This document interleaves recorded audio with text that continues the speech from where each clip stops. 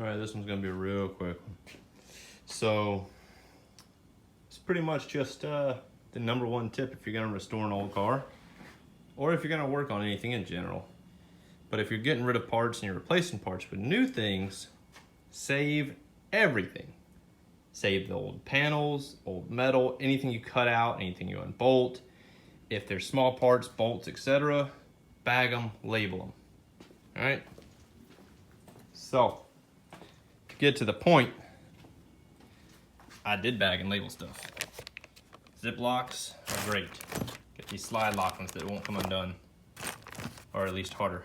So, my problem discovered today was I went to hook up my door hardware, put my latches in and whatnot. I got to the part of where I'm about to put this lock mechanism in.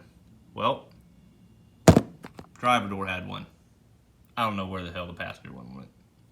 I have no clue where it could be. The one thing I did notice is, I don't know if these have it. I think these do. And so, notice how this one has this big bracket, and it also has this stop. So those are to the windows, because this is all the hardware stuff that was in the door. So that's the vent window adjust bolts, stops, etc. The reason why this one has these is because the other window, or the glass, still has them bolted on. I never unbolted them from the glass. I discovered that you didn't have to, so I'd left it on. So less to keep track of, and I knew where to put it back on the other side. But I have no clue where this went. I'm pretty damn sure, since I somehow, the clip was in the bag. I don't know why the clip's in the bag, but the lock's not. So it's like I pulled it out to test for something and then didn't put it back, but I have no clue where it's at. So I'm pretty sure it's in the shop somewhere. Just don't know where. Same thing goes for tools. When you use tools, put them back where they go. I mean, organization is key.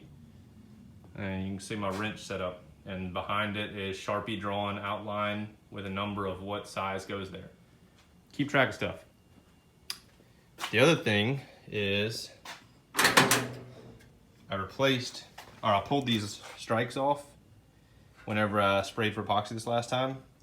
The old ones I tossed along with the shims, because I'm smart. Because I had these fancy billet ones, and they had little shims. So, well, I say little shims. Shims that these came with are like monster thickness compared to the other ones. I'm pretty sure I haven't thrown out the trash yet, but I'd have to dig through that trash can over there, which I don't want to do because it's full. So my problem I'm having, the driver's side works pretty good, but the latches, I thought about buying new ones because these old ones are pretty rough shape. They work, but they're pretty gummed up. But yeah, so I got it aligned to where it latches that.